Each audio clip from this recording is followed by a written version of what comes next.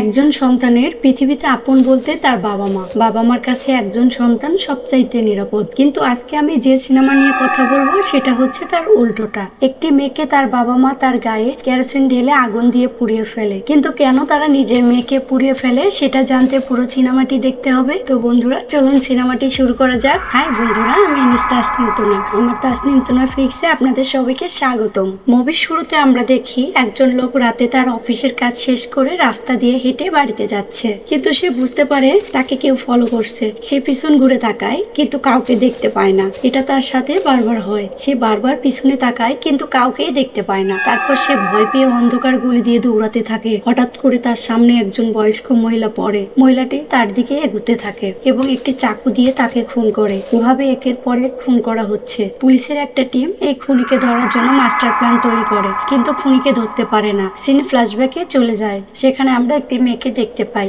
যার নাম গৌরী। গৌরী ঘুম থেকে উঠে আয়নার সামনে যায়। আয়নাতে তার চেহারা দেখে আবার বিছানায় গিয়ে শুয়ে পড়ে। তারপর আমরা দেখি দুজন পুলিশ অফিসার তাদের ডিউটি শেষ করে মোটরসাইকেলে করে বাড়িতে ফিরছে। একইভাবে তারাও দেখতে পায় তাদের পিছনে কেউ ফলো করছে। তারা মোটরসাইকেল থামিয়ে পিছনে ফিরে দেখে পিছনে কেউ নেই। তারপর তারা একটি ফাঁকা জায়গায় যায়। সেখানে গিয়ে তারা কিছু ছোট ছোট বাচ্চা দেখতে পায়। তখন তারা একটি বাচ্চাকে তাদের কাছে ডাকে। বাচ্চাটা তার কাছে আসলে সে দেখতে পারে বাচ্চাটির হাতে কিছু একটা লুকিয়ে রেখেছে। পুলিশ অফিসার তাকে জিজ্ঞায়, বাবা তোমার হাতে কি? তখন ছেলেটি তার মাথায় আঘাত করে তাকে মেরে ফেলে। তার সহযোগী যখন তাকে হেল্প করতে যাবে ঠিক তখনই তার মাথায় আরেকজন এসে আঘাত করে তাকে মেরে ফেলে। তারপর আমরা দেখি একটি পরিবারে বউ শাশুড়ি ছেলের বউ সারাক্ষণ ঝগড়া করে। কেউ যেন কাউকে সহ্যই করতে পারে না। এরা হচ্ছে গৌরীর বাবা মা আর বৌদি। তার বাবা মা ভাই আর বৌদি ঘুমের মধ্যে হঠাৎ একটি শব্দ শুনতে পায়। তারপর ঘুম থেকে উঠে দেখে শব্দটা বারবার হচ্ছে। শব্দটি কোথা থেকে হচ্ছে তারা খুঁজতে থাকে। খুঁজতে খুঁজতে দেখে শব্দটি আলমারির ভিতর থেকে হচ্ছে।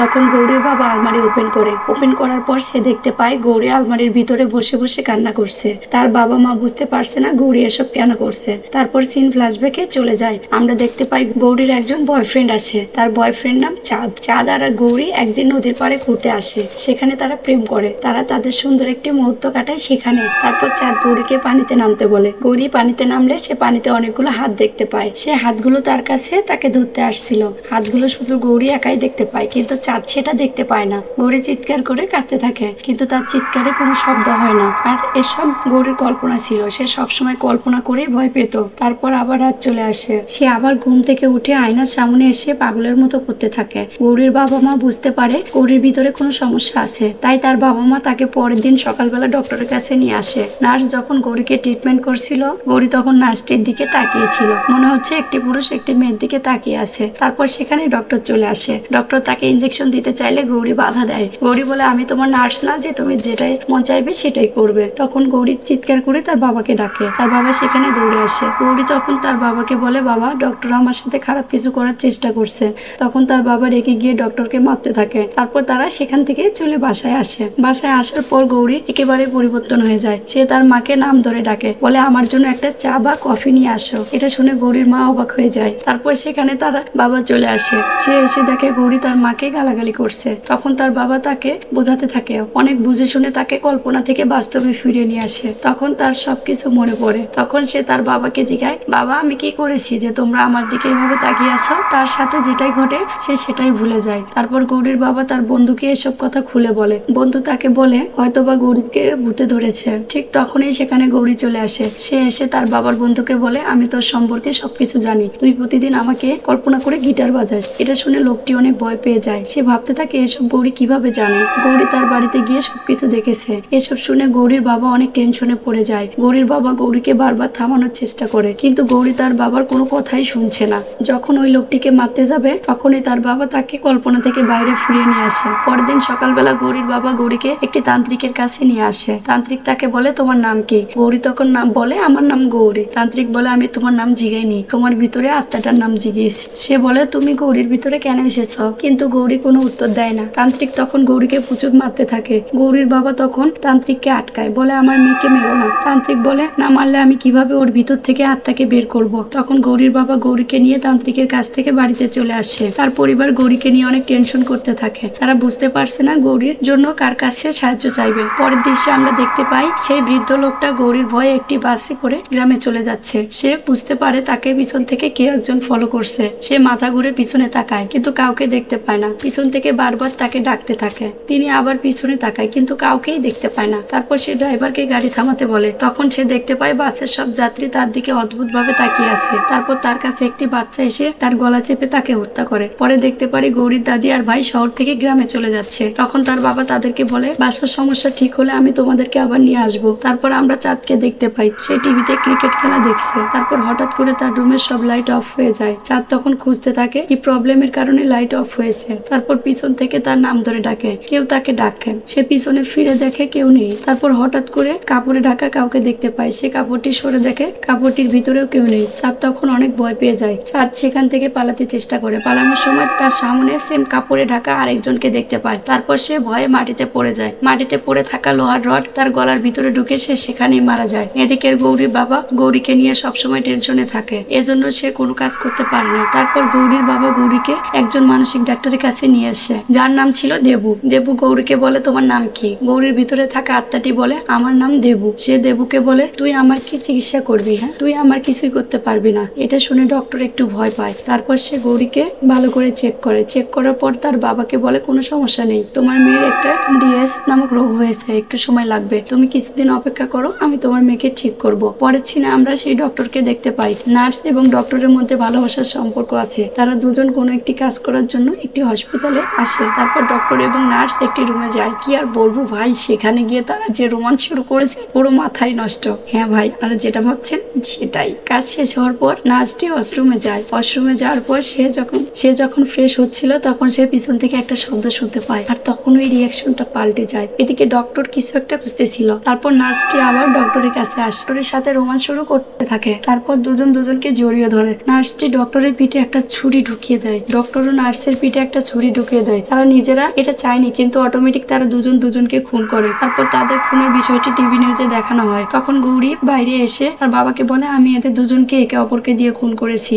আরো বলে শুধু এতটুকুর মধ্যে সীমাবদ্ধ না, এই শহরে যতগুলো খুন হচ্ছে সবগুলো আমি করছি। গৌরীর এসব কথা শুনে তার পরিবার অনেক ভয় পায়। তারপর আমরা প্রকাশ নামে একজন পুলিশ অফিসারকে দেখতে পাই। প্রকাশ এসব খুনের ইনভেস্টিগেশন করে। প্রকাশের বউ প্রকাশকে সবসময় সন্দেহ করে। সে ভাবে প্রকাশ হয়তোবা কোনো মেয়েদের সাথে সম্পর্ক করে। এটা নিয়ে তাদের মধ্যে সবসময় ঝগড়া লেগেই থাকে। তারপর প্রকাশ বাসা থেকে অফিসে আসে। সে এসে দেখতে পায় গৌরীর বাবা তার জন্য অপেক্ষা করছে। গৌরীর বাবা অফিসারকে বলে শহরে যে যে খুন হচ্ছে সে খুনগুলো সে জানে কে করছে। তখন তার কথা শুনে কোনো পুলিশ অফিসার বিশ্বাস করে না, তাকে জোর করে থানা থেকে বের করে দেয়। তখন উনি এমন এমন সবকিছু বলে তা শুনে সবাই অবাক হয়ে যায়। তিনি এমন কথা বলে যে কথাগুলো মিডিয়াতে এখন পর্যন্ত প্রকাশ বলেনি। তারপর প্রকাশ গৌরীর বাবার সাথে তার বাসায় আসে। সে বাসায় আসার পর গৌরী তার দিকে ভয়ঙ্কর ভাবে তাকিয়ে থাকে। প্রকাশকে দেখার পর তার গলার ভয় চেঞ্জ হয়ে যায়। সে ছেলেদের মতো কথা বলতে শুরু করে। গৌরী তখন প্রকাশকে বলে তোর জন্যই আমি অপেক্ষা করতেছি। তোর কি মনে আছে সেই বৃষ্টি রাতের কথা? 2 বছর আগে তুই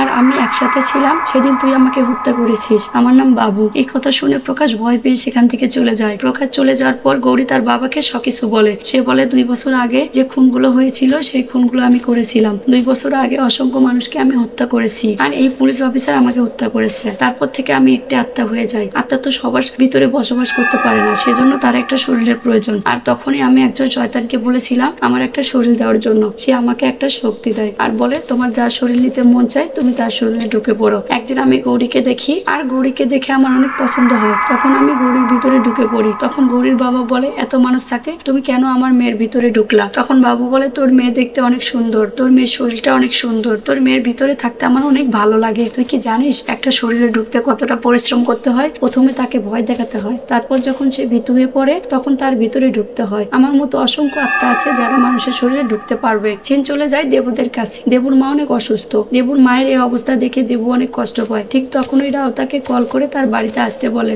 এরপর দেবু এসে গৌরীকে চেক আপ করছিল। ঠিক তখনই গৌরীর ভিতর থেকে দেবুর মা কথা বলে ওঠে। মানে ওই আত্মাটি তার মায়ের কণ্ঠ নকল করছে। একটু আগে দেবু তার মায়ের সাথে যেসব কথা বলছিল গৌরীর ভিতরে আত্মাটি সেসব কথা বলছে। এটা শুনে দেবু অনেক ভয় পায় এবং সে সেখান থেকে সাথে সাথে বের হয়ে চলে যায়। ঠিক তখনই হাসপাতাল থেকে দেবুর কাছে কল আসে যে তার মা মারা গেছে। অন্যদিকে প্রকাশ কমিশনার কাছে যায়।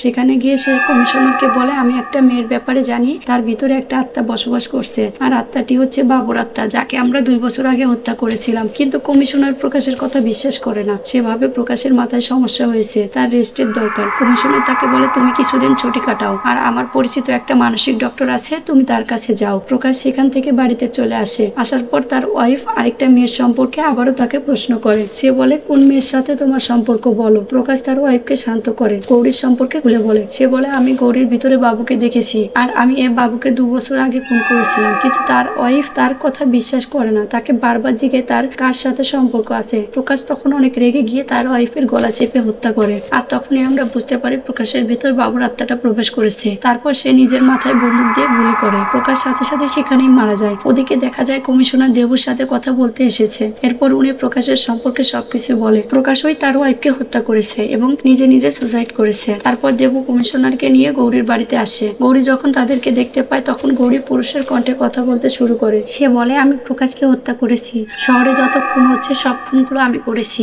এখন তুমি কি করবে? তুমি একটা আত্মাকে ধরবে? তুমি আত্মার কিছুই করতে পারবে না। এগুলো শুনে কমিশনার অনেক ভয় পেয়ে যায়। কমিশনার বুঝতে পারছে না যে সে কি করবে। তারপর তারা সবাই সেই তান্ত্রিকের কাছে আসে। তারা এই তান্ত্রিককে সবকিছু খুলে বলে। তারা তার কাছ থেকে সাহায্য চায়। তান্ত্রিক তখন তাদেরকে একটা আইডিয়া দেয়। সে বলে, এই আত্মাটি গৌরীর ভিতর থেকে কখনোই বের হবে না, তোমাদেরকে গৌরীকে মেরে ফেলতে হবে। ঠিক তখনই তান্ত্রিকের শরীরে একটা ব্যথা শুরু হয়। মনে হচ্ছে কেউ তাকে হত্যা করার চেষ্টা করছে। তারপর শরীরটা হাওয়াতে ভাসতে থাকে। তারপর শরীরটা ধাপ করে মাটিতে পড়ে যায়। এটা দেখে সবাই ভয় পায়। তান্ত্রিক সেখানে মারা যায়। তারপর সবাই সেখান থেকে চলে যায়। দেবু তখনই রাউকে বলে, তোমার কাছে একটাই রাস্তা আছে, গৌরীকে হত্যা করতে হবে। এই কথা শুনে রাউ অনেক অবাক হয়ে যায়। রাউয়ের মেয়ে বলে কথা না, সে কি তার মেয়েকে খুন করতে পারবে? সে অনেক কান্না করতে থাকে। অনেকক্ষণ ভেবে সে বুঝতে পারে একটা মানুষের জন্য অনেক মানুষ মারা যাচ্ছে। তাই তার সে সিদ্ধান্ত নেয় তার মেয়েকে মেরে ফেলবে। তাই তারা সবাই মিলে একটি প্ল্যান তৈরি করে। রাউ তার বউকে নিয়ে বাড়িতে আসে।